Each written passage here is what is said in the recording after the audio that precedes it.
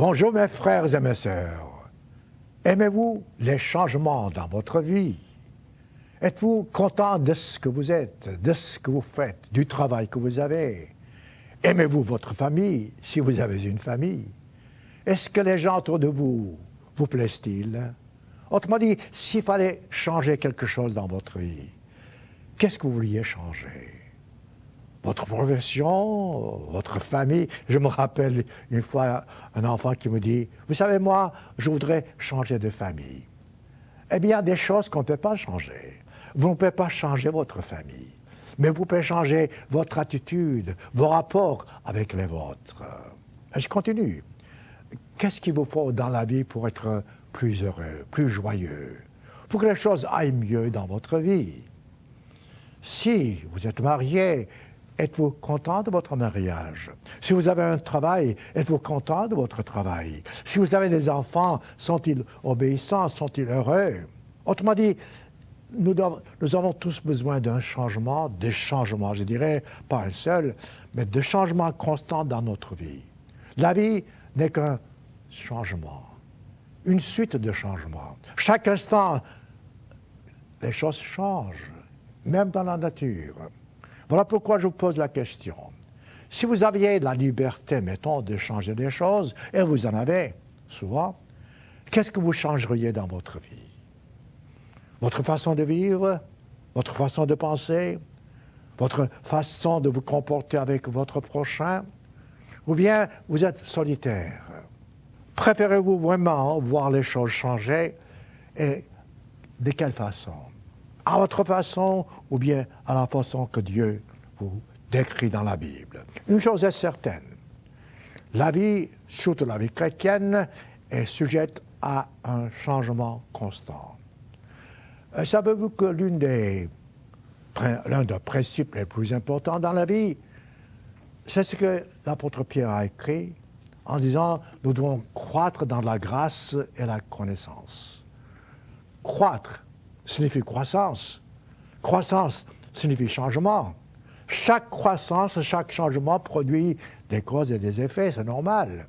Mais si vous êtes vraiment proche de Dieu, vous comprendrez que les changements que vous subissez, ou bien les changements que vous préférez, doivent toujours être dans la voie que Dieu a tracée devant nous. Si c'est le cas, nous sommes heureux. Le cas contraire, nous sommes malheureux. Cette vérité, mes frères et mes sœurs, est élémentaire et indispensable en même temps. Un changement, je répète, demande toujours des sacrifices, d'une part et d'autre. Il y a toujours quelque chose qui vous dérange. Mais le fait est que, demandez-vous, ce changement est-il nécessaire? Il y a certaines choses dans la vie que vous pouvez changer. D'autres, vous ne pouvez pas changer. Ce que vous pouvez changer, acceptez-le de la bonne façon si c'est conforme à la volonté divine. Si vous ne pouvez pas changer, dans ce cas-là, tâchez de savoir quelle est la différence entre ce qui est bien et ce qui ne l'est pas. Auquel cas, c'est toujours la Bible qui doit être votre guide. Voilà, c'est ainsi que nous pouvons même avancer dans la vie. Voyez-vous, dans mon ministère, j'ai visité pas mal de gens. J'ai vu pas mal de pays, surtout des pays francophones. J'ai vu le riche et le pauvre. J'ai vu le grand et le petit. J'ai vu ceux qui étaient seuls et d'autres qui avaient une grande famille. J'ai vu des gens qui étaient en bonne santé, d'autres malades. Mais chacun avait et a encore une attitude spéciale. Comment est-ce que vous affrontez la vie? Quelle est votre position face à l'adversité? Écoutez, laissez-moi vous dire une chose. Si vous n'avez pas besoin d'être philosophe, mais si vous voulez un peu faire la philosophie, laissez-moi vous mettre au défi. Le présent, franchement parlant, n'existe pas. Ah, vous êtes fou, direz-vous, non? Pensez-y. Dès que vous pensez au présent, c'est déjà passé. Ce moment, voyez-vous, c'est derrière. Autrement dit, il y a ce passage dans la vie, ce passage qui nous donne un peu la force, parce que bien que le présent dure quelque temps, le présent dure en même temps en faisant partie du passé. Je ne fais pas de la philosophie, je vous dis une chose. Parce que si vous comprenez que la vie est éphémère et que ce qui existe aujourd'hui peut ne pas exister demain, dans ce cas-là, vous aurez une meilleure attitude envers les changements. Je répète, la vie est un changement constant. Nous devons, nous, être toujours proches de Dieu afin d'être sûrs que les changements que nous entremenons ou bien qui nous arrivent sont conformes à la voie que Dieu a tracée devant nous tous. Une fois que vous avez, voyez-vous, cette attitude, alors vous comprendrez ce que c'est que le bonheur. Le bonheur n'est pas quelque chose que vous cherchez quelque part. Non. Le bonheur, c'est à l'intérieur de votre cœur. Le bonheur, comme la Bible dit, consiste à donner et non pas à recevoir. Et cela demande un changement total dans votre vie. Je répète, nous devons être prêts dans la vie à tout, à toute chose. Lorsque Dieu est votre guide, lorsque le Christ vous montre la voie, et il nous montre la voie dans la Bible, et lorsque vous suivez cette voie, vous pouvez accepter tout changement, quelle que soit l'âpreté, la dureté de ce changement, vous pouvez l'accepter avec le sourire aux lèvres. Eh oui, ce ne sera pas toujours facile, ce n'est pas une question de prétendre, non. Mais vous aurez le cœur tranquille, parce que vous saurez que Dieu est avec vous, le Christ est à votre côté, et que ce changement que vous subissez, Dieu est au courant. Parce que vous marchez avec lui, main dans la main. Voyez-vous, c'est ça le secret. Soyez prêts à tout. Mais si vos yeux sont sur le Christ, sur le chemin qu'il a tracé devant nous, dans ce cas-là, vous pouvez être sûr que les changements qui vous sont imposés dans la vie ne seront pas durs. Voyez-vous, nous autres, en tant que membres de l'Église de Dieu, qu'est-ce que c'est qui nous fait la différence, qui fait la différence entre le monde et nous? C'est que le monde, d'une façon générale, ne travaille pas avec Dieu, ne marche pas avec Dieu. Tandis que vous et moi qui sommes dans l'Église, nous devons marcher avec Dieu. Nous devons croître dans la grâce et la connaissance, comme l'apôtre Pierre a dit. Et cette croissance n'est pas toujours facile, je le répète. Car presque tout en ce bas monde, surtout à cause de Satan qui est toujours roi sur cette terre, presque tout, dis-je, demande des efforts. Et parfois, nous nous décourageons. Parfois, nous nous rendons, nous disons, je n'en peux plus. Selon la Bible, lorsque vous dites, je n'en peux plus, vous faites Dieu un menteur. Car Dieu a dit que, quelles que soient les épreuves que vous subissez, vous aurez toujours, de par sa bonté, la force d'affronter ces épreuves, d'aller de l'avant, de les supporter, et que rien ne vous sera imposé en ce bas monde qui soit au-dessus de vos forces. Il y a une chose, je dirais franchement, qui est importante, c'est que beaucoup de temps, je ne dis pas toujours, les changements que vous subissez sont dus, vous savez à quoi? À vous. Parce que selon les décisions que vous prenez, selon la voie que vous prenez, selon ce que vous faites, vous pourrez vous imposer ou bien vous soumettre à ce changement. Un changement peut venir de l'extérieur, certes, mais souvent ces changements sont de nous-mêmes, de la direction que nous prenons dans notre vie. Une autre chose qui est importante, c'est que tout dans la vie, et c'est normal, je ne fais pas la philosophie, est une question de cause et effet. Si vous laissez tomber quelque chose, ça ne monte pas, ça descend. Autrement dit, tout ce que nous faisons produit un résultat. Cause à effet est un principe élémentaire, donc si vous pouvez changer la cause, allez-y. Si vous ne pouvez pas, dans ce cas-là, tâchez de voir comment vous pouvez vous soumettre à la cause ou bien marcher avec la cause. Question, cause à effet, je dis, c'est indispensable. Ceci est vrai même en ce qui concerne la Bible, en ce qui concerne la parole de Dieu, en ce qui concerne l'obéissance au commandement de Dieu. Voyez-vous, Dieu nous donne des lois. Nous devons respecter ces lois. Si nous les respectons, bon, nous en cueillons les fruits. Mais si, par contre, nous désobéissons à ces lois, nous souffrons. Voilà, cause et effet. Alors, quel est donc votre problème dans la vie? Qu'est-ce que vous voulez changer? Si ces changements que vous avez dans votre tête se rapportent à des lois, surtout aux lois divines, dans ce cas-là, demandez-vous, examinez-vous vous-même pour voir si vous respectez vraiment les lois divines. Le principal, c'est l'amour. Si vous n'aimez pas votre prochain, vous ne pouvez pas être heureux. Si vous n'aimez pas votre prochain, même pour vous sacrifier, comme le Christ l'a fait pour nous, vous ne pouvez pas être tout à fait heureux. Prenez l'exemple de nos ancêtres. Je ne sais pas si vous êtes au courant, mais la Bible parle des Israélites. Les Israélites ne sont pas des gens que vous ne connaissez pas d'une façon générale, ce sont nos ancêtres. Que vous soyez francophone, anglophone, ça c'est une autre histoire.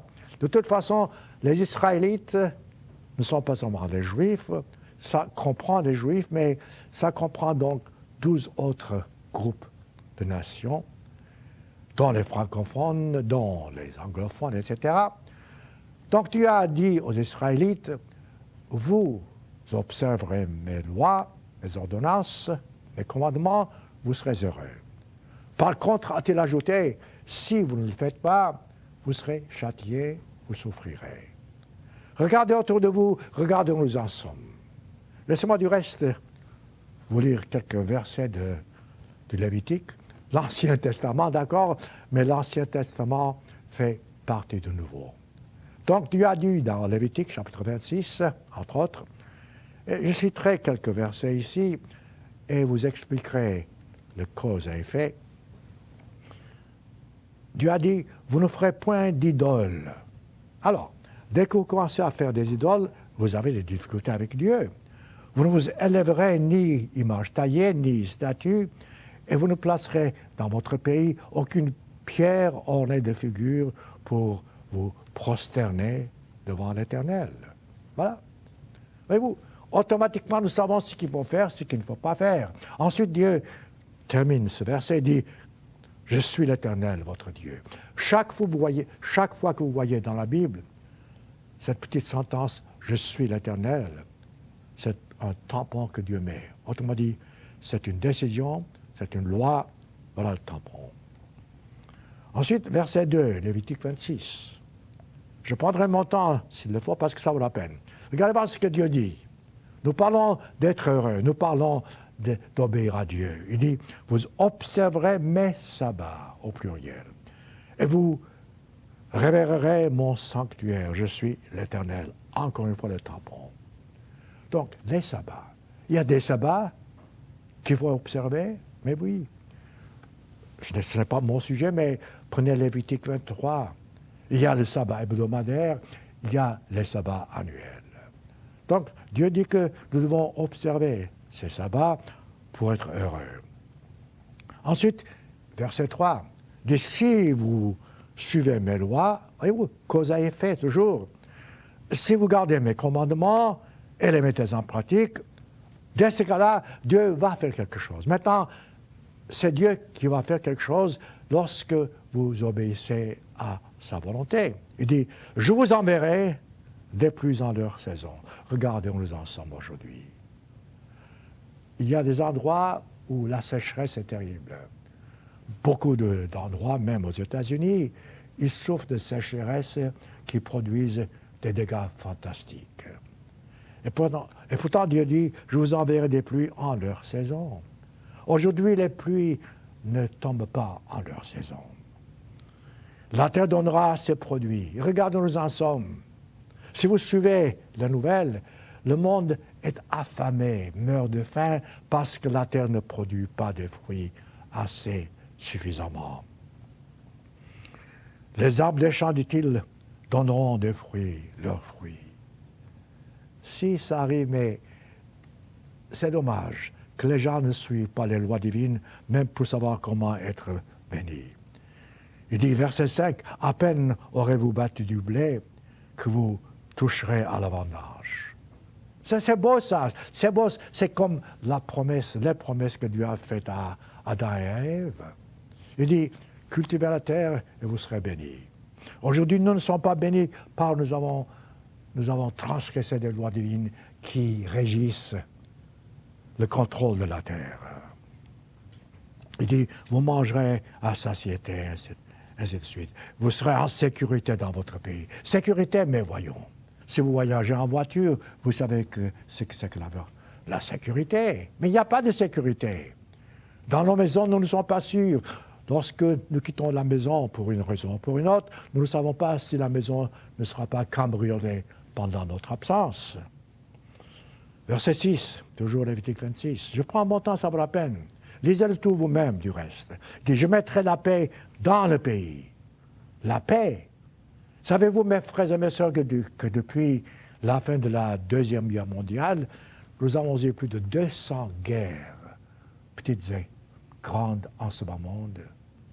À peine 70 ans, nous avons eu 200 guerres, alors que la dernière, Deuxième Guerre, devait être la guerre finale. Churchill avait dit, il n'y aura plus de guerre pendant 50 ans. Plus de guerre pendant 50 ans. Nous avions eu presque 150 guerres entre la fin de la Deuxième Guerre mondiale et les 50 ans dont Churchill parlait. Alors nous en sommes. Dieu dit, je mettrai la paix dans le pays. Personne ne vous troublera votre sommeil. Ce n'est pas le cas. Pourquoi? Parce que nous ne voulons pas obéir à Dieu. Les changements que nous voulons ne sont pas conformes à la façon que Dieu nous a demandé de vivre. Verset 7, ça c'est intéressant. Vous poursuivrez, dit-il, vos ennemis, ils tomberont devant vous par l'épée. Voyons. Regardez où en sont les grandes nations aujourd'hui. Regardez l'Amérique. Elle est en train de se mettre à genoux devant l'adversaire. Regardez l'Angleterre. Elle a presque tout perdu. Alors, où est notre grandeur en Dieu? Vous poursuivrez, dit-il, vos ennemis? Non. On ne peut pas poursuivre nos ennemis. Ils tomberont devant nous? Non. Ce sont eux qui nous gouvernent aujourd'hui. Il dit, verset 9, je me tournerai vers vous, je vous rendrai fécond, je vous multiplierai, je maintiendrai mon alliance avec vous. Et c'est le cas. Autrement dit, voyez-vous, ce sont des promesses, Dieu ne ment pas. Pourquoi n'avons-nous pas hérité de ces promesses? Parce que nous n'avons pas fait ce que Dieu nous demande. Nous voulons des changements, mais des changements à notre façon. Nous voulons avoir ce que nous voulons sans pour autant nous soumettre aux lois que Dieu a prescrites dans la Bible. Dieu a dit, je marcherai, verset 12, je saute quelques versets, il dit, je marcherai au milieu de vous. Je serai votre Dieu et vous serez mon peuple. Vous savez, ça c'est le rêve de tout le monde. Que Dieu est mon Dieu et que je suis, moi, son peuple. Mais c'est le cas, c'est vrai, c'est possible, c'est ce que Dieu veut. Mais si ça ne se produit pas, c'est que parce que nous ne marchons pas comme Dieu nous dit. Ensuite, au verset 13, regardez voir cette phrase. Dieu dit, « Je suis l'Éternel, votre Dieu, qui vous a fait sortir du pays d'Égypte, qui vous ai tiré de la servitude. J'ai brisé, dit-il, les liens de votre joug. Je vous ai fait marcher la tête levée. » Non, nous n'avons pas la tête levée aujourd'hui. Les nations israélites, et ça, je vous expliquerai pour ceux qui ne le savent pas plus tard, nous sommes les nations aujourd'hui, les Israélites, pas seulement les Juifs. Aujourd'hui, les nations israélites baissent la tête. Ils sont les esclaves, pour ainsi dire, des autres nations. Alors, où en sommes-nous? Notez, je vous prie les résultats. Les résultats d'obéissance et de désobéissance. D'une part, les commandements de Dieu, et d'autre part, la voie que nous voulons suivre à notre façon pour être heureux à notre façon, et pourtant nous voudrions être vraiment heureux. Être heureux, mes frères et mes sœurs, n'est pas possible à moins de voir les conditions du bonheur, et ces conditions sont toujours dans la Bible que nous devons respecter. L'amour, c'est la base. L'amour envers qui? D'abord envers Dieu, ensuite envers notre prochain, qui est notre prochain.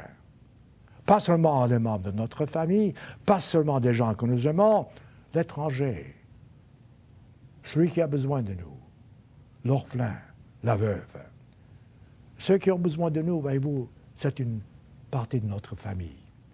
Nous devons aimer notre prochain, aider notre prochain, même, et oui, même nos ennemis. Voilà ce que Dieu demande. Un changement, je répète, demande toujours un sacrifice. Parfois, ces sacrifices sont durs, parfois, ces sacrifices sont légers. Si vous êtes vraiment proche de Dieu, si Dieu vous montre la voie, suivez-la, quelles que soient les circonstances, humainement parlant. Souvent, et c'est possible, que ce que Dieu vous permet d'avoir ou de jouir serait contraire à votre volonté. C'est possible, je ne sais pas. Parfois, les gens demandent des choses dans leurs prières. Comme des perroquets, ils répètent toujours la même chose. « Oh Dieu, donne ceci, donne cela. » Mais si ces demandes ne sont pas conformes à la volonté divine, si par exemple vous êtes totalement sûr que ce n'est pas la volonté de Dieu, ce que vous demandez, dans ce cas-là, ayez le courage d'accepter et dès ce moment-là, vous serez heureux. Voilà pourquoi je répète, les changements ne sont pas toujours selon notre compréhension, même notre désir, mais ces changements, s'ils sont selon Dieu, seront toujours pour notre bien. Bien entendu, un changement demande des efforts, du temps. Je vous ai posé au commencement de ce sermon, qu'est-ce que vous vouliez changer dans votre vie? Eh bien, s'il y a des choses que vous pouvez changer, sans faire du tort à votre prochain, allez-y. Mais faites ces changements selon les principes établis, ordonnés dans la Bible par Dieu. Il faut savoir accepter les conditions qui sont imposées selon la volonté de Dieu. Il faut savoir obéir aux ordres de ceux qui nous sont nos supérieurs. Il faut toujours être sûr que les ordres que nous recevons de la part de ceux qui sont au-dessus de nous ne sont pas contraires à la volonté de Dieu. Là encore, c'est une question dont je parlerai en l'avenir. Prenez l'exemple de l'apôtre Paul, regardez ce qu'il a écrit. Paul a subi toutes sortes de changements dans sa vie. Il était grand, il est devenu petit. Il poursuivait les chrétiens, il est devenu, comme les chrétiens, un esclave. Il a connu toutes sortes de souffrances. Mais voyez ce qu'il écrit, Philippiens chapitre 4, versets 12 à 13. « Je sais vivre dans l'humiliation. » Eh oui. C'est pas facile de vivre dans l'humiliation. Surtout lorsque vous avez connu la grandeur. Et Paul, en quelque sorte, a connu la grandeur. Il était fort, il était puissant. Il pouvait mettre en prison les chrétiens. Et pourtant, il a choisi l'humiliation. Il dit, je sais vivre dans l'humiliation et je sais vivre dans l'abondance. C'était le cas. Et voilà maintenant le secret. En tout et partout. Regardez voir cette force. Il n'y a pas d'exception. C'est là la différence entre vous et lui. Il dit, en tout et partout, j'ai appris à être rassasié, à avoir faim, à être dans l'abondance. Voyez-vous? Et ça arrive. J'ai vu des gens dans ma vie qui étaient tellement riches et qui ont tout perdu. D'autres, j'ai vu qui n'avaient rien et qui ont été bénis. Ils sont devenus très riches. Paul dit, avoir faim, être dans l'abondance, être dans la disette. Ensuite, il vous donne la réponse, verset 13. Prenez ce verset dans votre Bible, soulignez-le, mettez-le dans votre tête, dans votre esprit. Et chaque matin, lorsque vous vous levez, franchement parlant, répétez-le, pas comme un perroquet, non, mais avec assurance. Il dit, je puis tout par celui qui me fortifie. Ce n'est pas par moi-même, par le Christ. Donc, tout ce que vous faites dans la vie, tout changement que vous voulez apporter, vous pouvez tout par le Christ qui vous fortifie. Voilà déjà une assurance fantastique. Tâchez d'apprendre pour vous-même, tâchez de le répéter à ceux qui souffrent, à ceux qui ont besoin de comprendre. Voilà cette détermination qu'il nous faut, ce courage, cette certitude. Avec ce genre de raisonnement, voyez-vous, vous pouvez être tranquille parce que ce n'est pas vous qui faites, c'est Dieu qui fait. Et Dieu peut tout faire. Rien n'est impossible à Dieu. Voilà où nous en sommes. Vous devez affronter tout changement avec courage. Parce que vous avez le Christ avec vous. Demandez-vous toujours, ce changement est-il nécessaire dans ma vie pour croître dans la grâce et la connaissance? Si tel est le cas, ayez le sourire aux lèvres. Ayez le courage dans votre esprit. Allez de l'avant avec cette certitude que vous pouvez tout par celui qui vous fortifie. Voyez-vous, pour beaucoup de gens, la vie n'est qu'une chose plaisante dans ce sens qu'ils veulent jouir de la vie. Pas mal, pas mauvais. On peut jouir de la vie de la bonne façon. Mais on peut jouir de la vie en transgressant des lois et on souffre des conséquences, ou bien en respectant des lois, auquel cas notre jouissance est double. Pour beaucoup de gens, la vie n'a pas de but. Ils sont nés pour manger et boire. Ils sont nés pour aimer, souvent de façon interdite par Dieu. Ils sont nés pour s'amuser, souvent par des choses qui ne sont pas toujours bonnes devant Dieu. Mais tout ça, voyez-vous, c'est la façon de vivre de certaines personnes. La vôtre, la mienne, doit être conforme à la voie que Dieu a tracée devant nous. La vie a un but, nous le savons. Mais lorsque vous vous levez le matin, avez-vous ce genre de compréhension? Est-ce que vous commencez votre journée avec cette détermination que la vie a un but et chaque jour vous rapproche de ce but? Avez-vous cette certitude? Avez-vous cette compréhension? Ou bien vous dites, oh, mes problèmes. Si vous commencez avec vos difficultés le matin, vous n'en finirez pas. Et vous ne serez pas sur le bon chemin. Ce n'est pas la voie chrétienne, ça. La voie chrétienne, c'est d'avoir en la tête que la vie a un but, que Dieu est avec vous, et que dans tout ce que vous faites, Dieu vous guidera, vous aidera. Parfois, je répète, les choses qui vous arrivent ne seront pas totalement plaisantes en ce qui vous concerne. Mais si Dieu le permet, si c'est bon pour vous, acceptez-les, car Dieu sait ce qui est bon pour vous. Voyez-vous, pour beaucoup de gens, ce que je dis, ça n'a pas de sens. Mais vous qui êtes dans l'Église, vous savez fort bien d'où vous êtes venus. Vous savez fort bien ce que vous avez cru avant de venir dans l'Église.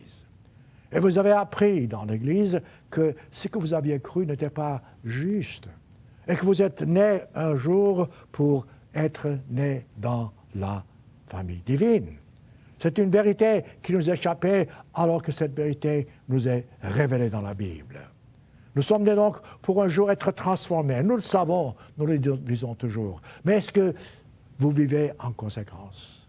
Lorsque vous faites face à des changements dans votre vie, à des épreuves, dites-vous vous-même, un jour je serai dans le royaume et je serai enfant de Dieu, vivrai éternellement.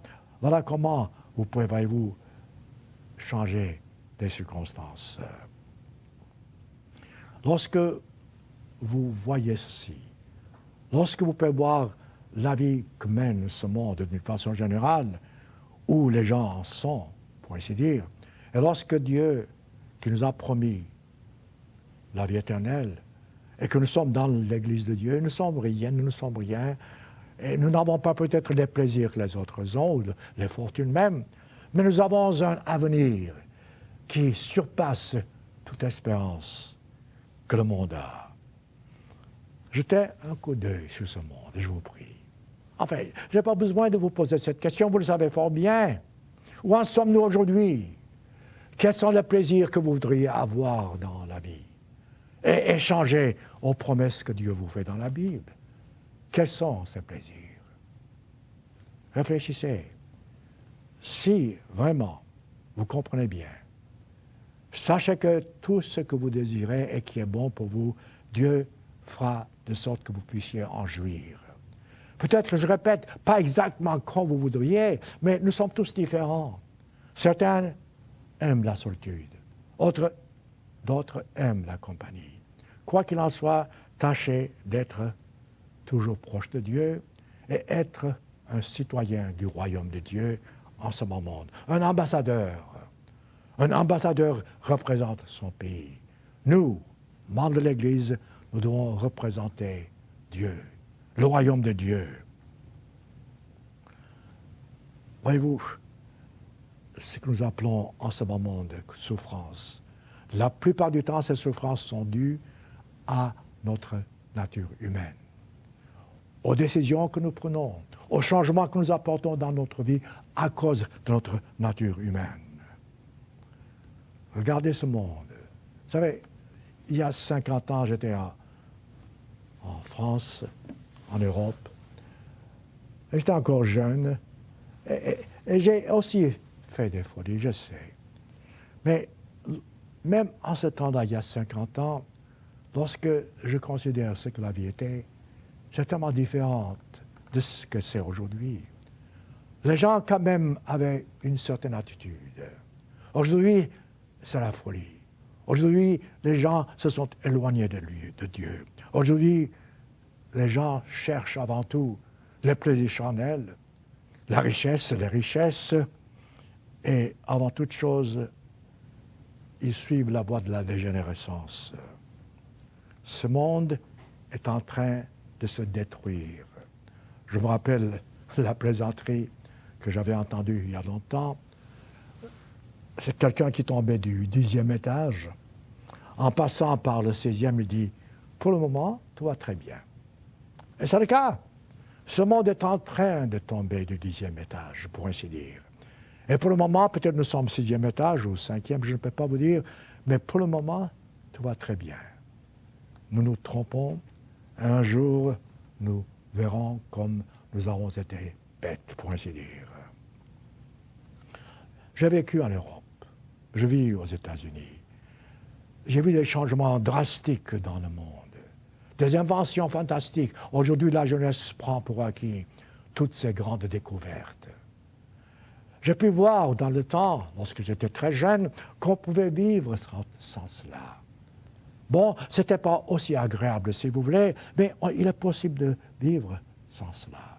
Si ces découvertes modernes nous éloignent de Dieu, il vaut mieux les détruire, ces découvertes. Je me rappelle la phrase de Albert Einstein.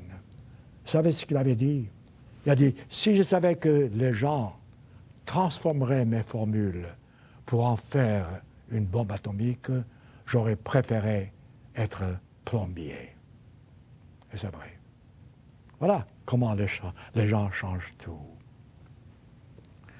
Humainement parlant, mes frères et mes sœurs, nous qui sommes dans l'Église, nous devions aider nos frères dans le monde à être plus humanisés. Eh oui, pas nous-mêmes, c'est Dieu qui fait, mais leur montrer le charme de la Bible, le charme de l'amour de Dieu, le charme d'être dans l'Église, le charme d'obéir à Dieu. Souvent, lorsque je lis la Bible et lorsque je vois les promesses que Dieu a faites, je vous ai cité Lévitique 26, vous avez Deutéronome 28, la même chose. D'une part, les bénédictions, d'autre part, les malédictions, autrement dit, obéissance ou rébellion.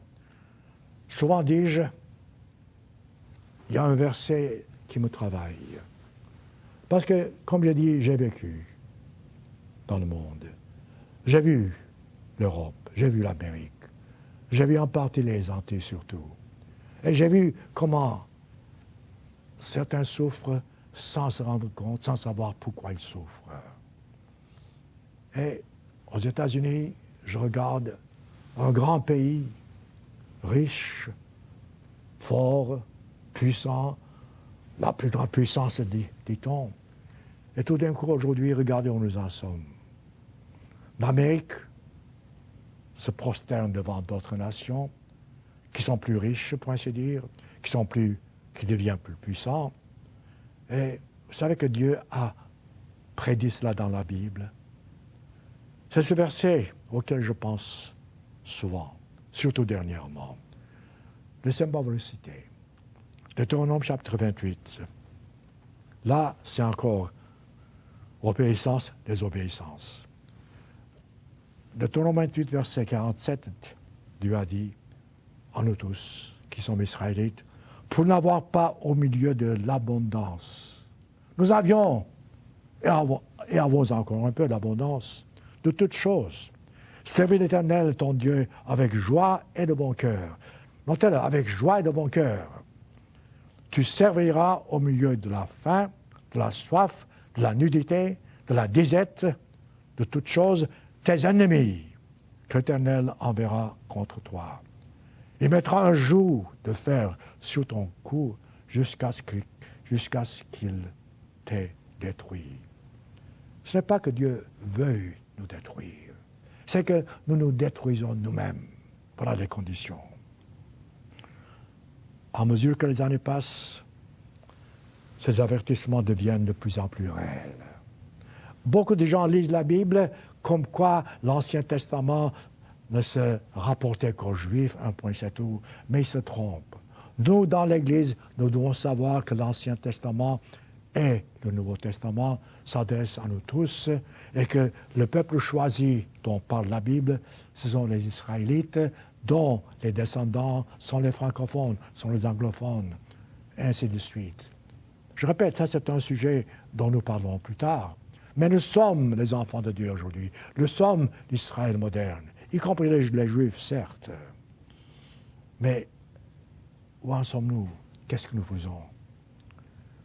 La plupart des prophètes de l'Ancien Testament parlent de ces changements, parlent de ce qui va se passer. Et si vous ne comprenez pas ces choses, et pourtant nous, dans l'Église, nous devrions les comprendre, mais je dis, ceux qui ne comprennent pas, ils diront que Dieu n'est pas juste, que Dieu nous punit pour des raisons qu'ils ne comprennent pas. Regardez voir ce que Dieu a dit par la prophète Osée, chapitre 4, verset 6. Là encore, une vérité élémentaire. Il dit, mon peuple, nous sommes son peuple. Mon peuple est détruit parce qu'il lui manque la connaissance. Il ne parle pas de la technologie moderne. Il ne parle pas de ces portables, tout ce que vous voulez, comme invention. Non, la connaissance de Dieu, la connaissance de ses paroles. Il dit, mon peuple est détruit parce qu'il lui manque la connaissance. Et ensuite, il précise, puisque tu as rejeté la connaissance, ce monde a rejeté la connaissance de Dieu. Je te rejetterai aussi. Tu seras dépouillé de mon sacerdoce. Pourquoi? Puisque tu as oublié la loi de ton Dieu, conséquence, j'oublierai aussi tes enfants. Voilà. En un seul mot, je dirais, pour ainsi dire, voilà où nous en sommes. Et Dieu dit au verset 7, au verset 4, « Plus ils se sont multipliés, plus ils ont péché contre moi. Je changerai leur gloire en ignominie. » Voilà où nous en sommes. Ne blâmez pas Dieu, ce n'est pas la faute à Dieu. Si votre vie a changé, personnellement parlant, et si vous commencez à subir des changements qui vous plaisent, étudiez cette phrase. Est-ce que votre conduite a amené ces circonstances pour vous? Je ne sais pas. Tout dépend de vous. Tout dépend de votre compréhension. Un changement quelconque, je répète, demande des sacrifices. N'importe quelle croissance demande des douleurs. Il y a des douleurs de croissance qui sont bonnes. Et oui, si les douleurs de croissance sont conformes à la volonté de Dieu, ce sont des douleurs de croissance bonnes. Mais souvent, ce n'est pas le cas. la rébellion, le mécontentement ne sont pas des douleurs de croissance, pas du tout. Si par contre, vous souffrez à cause de votre soumission aux lois divines, ce sont des douleurs agréables, ce sont des douleurs de croissance. Rappelez-vous, je répète, rappelez-vous les paroles de l'apôtre Pierre. 2 Pierre chapitre 3, versets 17 et 18, c'est ce que je vous dis tout au long de ce sermon. Il dit, 2 Pierre 3, 17 à 18, il dit, « Vous bien-aimés, dit-il, qui êtes avertis, et nous le sommes dans l'Église, mettez-vous sur vos gardes. Nous devons être sur nos gardes, mes frères et mes sœurs. Nous ne le sommes pas. Malheureusement, nous nous laissons emporter par les plaisirs du monde, par ce qui se passe par le monde. Nous envions ce qui n'a pas besoin d'être envié. Nous jalousons ce qui n'a pas besoin d'être jalousé. Il dit, mettez-vous sur vos gardes, de peur qu'entraînés par l'égarement des impies, vous ne veniez déchoir de votre fermeté. Là encore, c'est un avertissement fantastique. Tâchez de comprendre. Et après cela, l'apôtre Pierre ajoute, croissez dans la grâce et la connaissance de notre Seigneur et du Sauveur Jésus-Christ. Voilà, voyez-vous, lorsque vous mettez ces choses ensemble, vous pouvez voir où nous en sommes aujourd'hui. L'une des raisons pour lesquelles les gens sont confus, parce que dans notre esprit, nous marchons, nous travaillons avec le temps. Le temps pour nous, c'est très important, mais devant Dieu, le temps n'est que passager. C'est Dieu qui a inventé le temps. Eh oui, voilà encore un autre secret que les gens ne comprennent pas. Le temps n'est qu'une invention. Pour nous, ce n'est pas possible, parce que nous sommes sujets au temps. Nous devons nous apprendre à faire toutes choses en son temps, et c'est ça le secret. Et lorsque nous faisons quelque chose, nous devons nous concentrer à ce que nous faisons. La plupart du temps, prenez votre exemple, lorsque vous faites une chose, votre esprit est ailleurs. Vous n'êtes pas tout dans ce que vous faites. Et Dieu veut que nous soyons tout dans tout ce que nous faisons. Et il y a un temps pour tout, comme Salomon a dit dans Ecclésiaste, chapitre 3, il dit, il y a un temps pour tout. Laissez-moi citer quelques-unes de ces déclarations. Ecclésiaste 3, versets 1 à 8, je prendrai quelques-unes. Il dit, il y a un temps pour tout, un temps pour toutes choses sous les cieux. Eh oui, pour toutes choses. Un temps pour naître, un temps pour mourir. Voyez-vous, ça, c'est la vie. C'est simple. Il faut accepter et avec joie suivre la voie qui est tracée devant nous.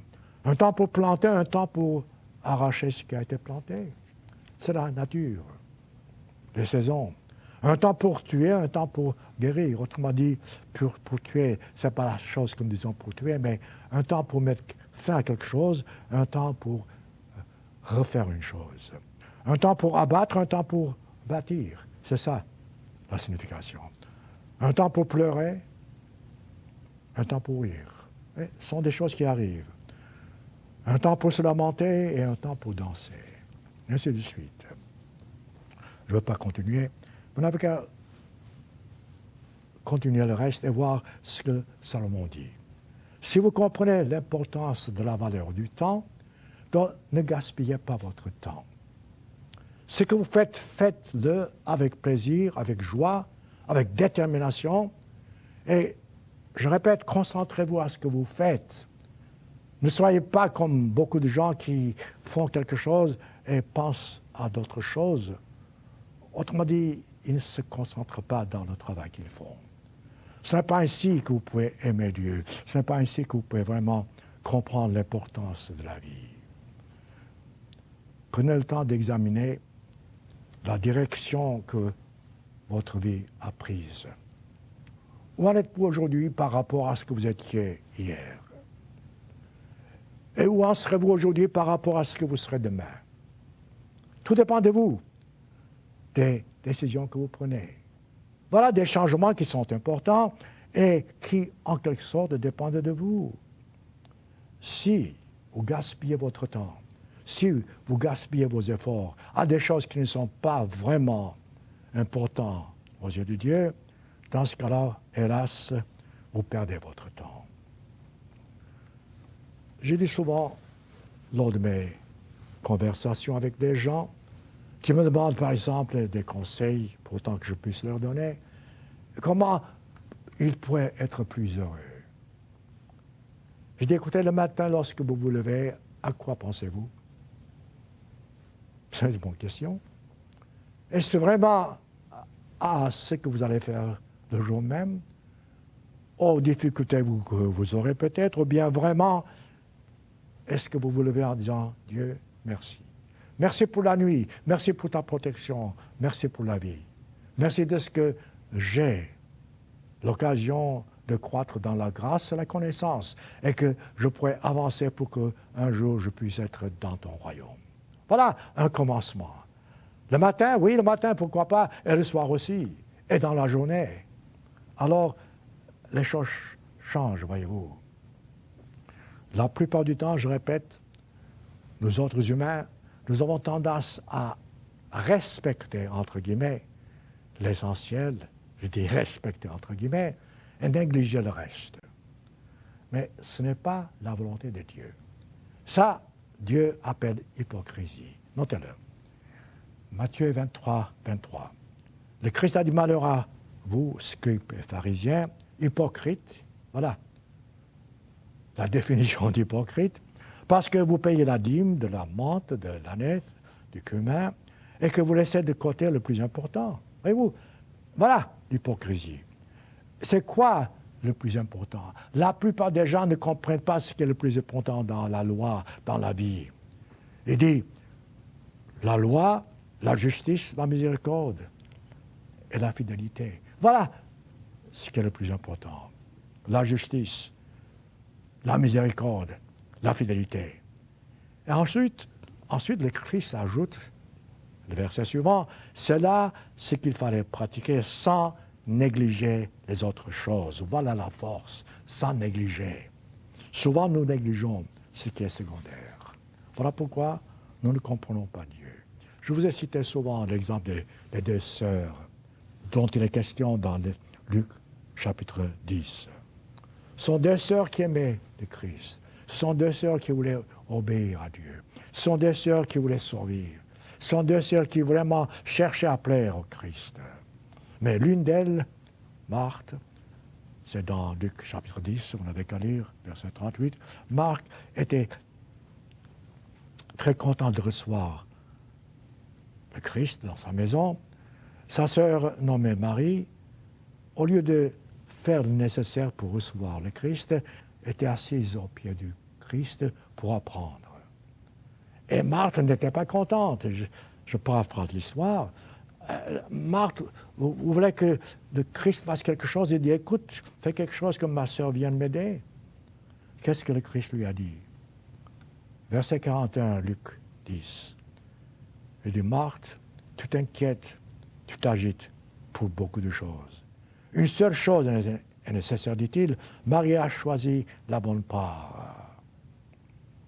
Voilà. Si vous comprenez ceci, vous comprendrez une vérité indispensable dans la vie. Toute chose en son temps. Mais avant tout, tout ce que Dieu dit, c'est ça qui doit avoir la priorité dans notre vie. Souvent, je répète, les changements que vous subissez sont dus à la direction que vous donnez à votre vie. Si vous avez pris une mauvaise décision, automatiquement, les conséquences seront mauvaises. N'en blâmez pas quelqu'un d'autre, ce n'est pas Dieu. Tâchez de changer, je répète, ce que vous pouvez changer. Et si vous ne pouvez pas changer, dans ce cas-là, tâchez d'accepter en bon chrétien sans pour autant transgresser les lois divines. Le Saint-Esprit que Dieu nous a donné nous guide. Si nous sommes baptisés, si nous sommes chrétiens, vraiment chrétiens, si nous avons reçu l'Esprit de Dieu, nous avons un Esprit Saint. Mais la plupart du temps, même nous autres dans l'Église, nous ne suivons pas les directives que l'Esprit Saint nous donne. Nous poussons nos propres désirs. Voilà pourquoi, je répète, la base de la véritable réussite dans la vie, c'est d'abord de se repentir. C'est la base. Parce que ce qui nous empêche d'être proches de Dieu, ce qui nous prive des bontés divines, ce sont nos péchés. Ce sont nos péchés qui nous séparent de Dieu, comme Ésaïe l'a déclaré dans Ésaïe chapitre 55. Donc, d'abord, éloignons-nous du péché. Mettez le péché derrière vous. Cessez de pécher. Et la seule façon de cesser de pécher, c'est de vous repentir de tout ce que vous avez commis auparavant, et ensuite de donner le changement important, nécessaire dans votre vie. Voilà le grand changement. Je vous ai posé au commencement de ce sermon, qu'est-ce que vous vouliez changer dans votre vie? Eh bien voilà, la première chose, changez ce que vous avez adoré, pour ainsi dire, et ce que vous avez brûlé. C'était, vous savez, la leçon de Clovis. Clovis voulait être roi parce qu'il voulait épouser une princesse française, francophone plutôt. Et il a demandé qu'est-ce qu'il fallait qu'il fasse pour être un roi heureux. On a dit, brûle ce que tu as adoré, adore ce que tu as brûlé. Donc, le repentir est indispensable dans notre vie. Chaque jour, nous devons nous repentir des fautes que nous commettons le jour même, parce que si Dieu a pardonné une faute, ce n'est pas la peine de revenir là-dessus. Mais étant humains que nous sommes, chaque jour, nous avons une mauvaise attitude de temps en temps. Chaque jour, nous commettons des fautes de temps en temps. Donc chaque soir, à genoux, demandez à Dieu de vous pardonner. Ça, c'est un grand changement. Un changement qui vous apportera les bénédictions que vous cherchez. Un changement dont succédera les bénédictions divines. Il y a dans l'histoire de Christ, dans la vie du Christ, des incidents, des occasions fantastiques. Par exemple, les gens venaient auprès de lui pour demander ce qu'il devrait faire. Presque à chaque instance, il disait, écoutez, repentez-vous et tournez-vous vers Dieu. Il y a des gens qui voulaient absolument bénéficier de tout ce que Dieu a promis, de tout ce que le Christ leur disait, mais en faisant toujours quand même leur petit train-train, en suivant leur petit train-train. Ce n'est pas ainsi que vous arrivez. Notez ce que le Christ a dit dans Luc, chapitre 14. Les gens le suivaient. Il se retourna et dit, « Si quelqu'un vient à moi, voulez-vous venir au Christ? Voulez-vous que les vôtres suivent la même direction? Alors, regardez voir ce que le Christ dit. Là encore, tâchez de comprendre. Parfois, les mots sont mal traduits. Ici, le Christ parle d'une comparaison. Dans Matthieu 10, par exemple, vous verrez cette comparaison.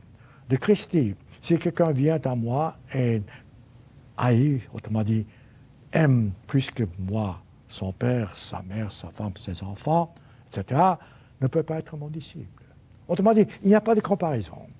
Si vous aimez les vôtres plus que vous aimez Dieu, vous n'êtes pas tout en ce qui concerne Dieu. Vous ne pouvez pas jouir de la vie comme Dieu voulait que vous puissiez en jouir. Ensuite, au verset 27, c'est ça qui m'intéresse. Si vous voulez vraiment suivre le Christ, si vous voulez vraiment être chrétien, si vous voulez vraiment bénéficier de la bonté divine, il dit, quiconque ne porte pas sa croix et ne me suit pas ne peut être mon disciple. Oui, chacun de nous, nous avons une croix à porter en ce bas monde. Chacun de nous, nous avons des difficultés. Les difficultés doivent nous aider à avancer et non pas à reculer. Les difficultés doivent nous aider à nous approcher de Dieu et non pas à dire où est Dieu. Les difficultés doivent nous donner la force pour savoir qu'un changement est nécessaire dans notre vie. Et ce changement se fera lorsque nous chercherons la volonté de Dieu dans tout ce que nous faisons. Ensuite, le Christ parle de détermination. Autrement dit, souvent, certains d'entre nous, plusieurs d'entre nous, je dirais, nous sommes entrés dans l'Église avec la détermination de faire ce que Dieu dit. Nous avions au commencement la bonne attitude. Mais à mesure que les années se sont passées, je ne sais pas ce qui s'est passé, mais de toute façon, certains d'entre nous se refroidissent. Parce qu'ils ne voient pas les changements qu'ils voudraient avoir dans leur vie. Donc, dans l'appel du Christ, il y a une chose qui est extrêmement importante, c'est notre persévérance. Voilà pourquoi le Christ a dit « Quiconque ne porte pas sa croix, ne me suit pas, n'est pas mon disciple. » Mais après il ajoute, il dit « Car, dit-il, lequel de vous, s'il veut bâtir une tour, ne s'assied d'abord pour calculer la dépense, voir s'il a de quoi la terminer. » C'est ça, hélas, le drame dans l'Église, parfois. C'est ça, hélas, le drame dans le monde. Voyez-vous, nous avons de quoi commencer un projet, mais souvent pas de quoi terminer ce projet. Disons le reste. On pourrait dire que la vie chrétienne est une suite de changements. Un changement vers la croissance spirituelle, un changement qui nous donne l'occasion de chercher la volonté de Dieu, de connaître la volonté de Dieu, et la détermination de faire la volonté de Dieu. Nous sommes tous en tant qu'humains sujets à des doutes. Nous sommes tous en tant qu'humains des gens qui voudraient avoir ce que Dieu promet sans pour autant faire ce que Dieu nous dit de faire. Eh bien, il y a une chose que nous puissions donner à Dieu. Avez-vous jamais pensé à cela? Dieu a tout, vous et moi, nous n'avons rien. Tout ce que nous avons, nous recevons de lui. Ça, c'est entendu. Bon, je vous pose la question. Lorsque Dieu vous appelle et il vous donne la promesse de la vie éternelle, qu'est-ce que vous pouvez lui donner en échange? Quoi? Qu'est-ce que vraiment? Prenez le temps, qui que vous soyez, de réfléchir. Qu'est-ce que vous pouvez donner au Christ? Vous direz rien? Non? Je ne suis pas d'accord. Le Christ a tout, d'accord. Il peut avoir tout, d'accord. Mais lorsqu'il vous a appelé, il vous a appelé parce qu'il y a une condition qu'il vous pose. Cette condition, si vous la comprenez, est fantastique. Si vous ne la comprenez pas, vous pensez peut-être que Dieu est injuste. Cette condition, c'est de vous rendre totalement à Dieu, d'être esclave du Christ. Et oui, un vrai chrétien, c'est l'esclave du Christ. C'est ça que vous pouvez donner. Et être esclave du Christ, c'est une bénédiction. Parce que être esclave du Christ vous protège du danger de l'extérieur. Être esclave du Christ vous donne l'occasion de vous approcher de Dieu, de bénéficier de ses promesses. Le mot esclave n'a pas le même sens dans cette direction, car le mot esclave signifie vraiment bénéficier de la bonté divine, bénéficier des promesses que Dieu a faites. Donc, c'est ce que vous pouvez vraiment donner au Christ. De vous-même, vous ne valez rien. Aujourd'hui, vous êtes, demain, vous n'êtes que poussière. C'est vrai? La vie n'est qu'un souffle. Donc, qu'est-ce que vous donnez? Absolument rien. L'apôtre Paul, voyez-vous, a compris cette vérité. Il était riche, il était puissant, et il poursuivait même les chrétiens, comme vous savez, Acte 9, je ne vais pas le citer, mais vous n'avez qu'à relire. Lorsque le Christ l'appelait sur la route de Damas, qu'est-ce qui s'est passé? Paul ne savait pas ce qui s'est passé. Le Christ a dit, écoute, il faut que tu changes de direction. Mais Paul, auparavant, a posé deux questions. Qui es-tu? Pour vérifier la source. Et que veux-tu que je fasse? Étudier la Bible, ça vaut la peine. Dès ce moment-là, Paul n'a plus changé de direction. Il s'est toujours rappelé ce que le Christ lui avait dit, et face à toutes sortes de souffrances, à toutes sortes de malheurs, il ne s'est jamais détourné de la vérité. Jamais détourné du chemin que le Christ lui avait montré. Et pourtant, vous, moi, beaucoup d'autres, probablement, face à de telles persécutions, nous aurions, nous, changé d'avis. Nous aurions dit, Dieu ne nous aime pas. Et nous serions tournés ailleurs. Pas Paul. Paul est resté parce qu'il savait que par le Christ, il peut faire toutes choses. Les gens aujourd'hui pensent que les lois nous rendent esclaves. C'est tout à fait le contraire. Si nous sommes les esclaves du Christ, les lois nous permettent de jouir de notre esclavage d'une façon magnifique. Autrement dit, d'être protégés des dangers. Mais nous devons pratiquer ces lois. Ces lois ne sont pas des lois d'esclavage, au contraire. Notez-le. Jacques 1, versets 22 à 25. Jacques dit, mettez en pratique la parole de Dieu, ne vous bornez pas à l'écouter, en vous trompant vous-même par de faux raisonnements. Et Jacques ajoute, si quelqu'un écoute la parole, ne la met pas en pratique, il est semblable à un homme qui regarde dans un miroir son visage naturel, et qui, après s'être regardé, s'en va, oublie aussitôt quel il était. Et ensuite, après cela, et c'est vrai, vous savez, parfois nous savons ce qui ne va pas avec nous, nous cherchons conseil, nous recevons, j'espère, de bons conseils, et ensuite nous oublions. Ce n'est pas ainsi que nous pouvons croître dans la grâce et la connaissance. Et Jacques ajoute au verset 25, chapitre 1, « Celui qui aura plongé les regards dans la loi, quelle loi? Dans la loi parfaite. » Tiens, la loi est parfaite. Et il ajoute la loi de la liberté.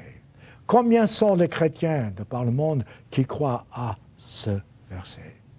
Les lois divines sont des lois parfaites, les lois de liberté. Et qui aura persévéré, n'étant pas un auditeur oublieux, mais se mettant à l'œuvre, celui-là sera heureux dans son activité. Voyez-vous, nous autres humains, nous sommes tous faibles. Nous n'avons pas la force de continuer, mais Dieu a la force. Dieu nous donne la force. Aimez les lois divines. Respectez ces lois. Appréciez ces lois parce que ces lois vous protègent du danger. Ce faisant, voyez-vous, vous faites une faveur à vous-même. Nos ancêtres n'ont jamais compris cela. L'ancien Israël n'a jamais compris cela. Ils ont demandé à Samuel, donne-nous un autre roi, un roi humain qui nous gouverne, qui nous guide. Vous n'avez qu'à lire 1 Samuel, chapitre 8, je n'ai pas le temps maintenant. Les gens voulaient un changement. Quel changement voulaient-ils?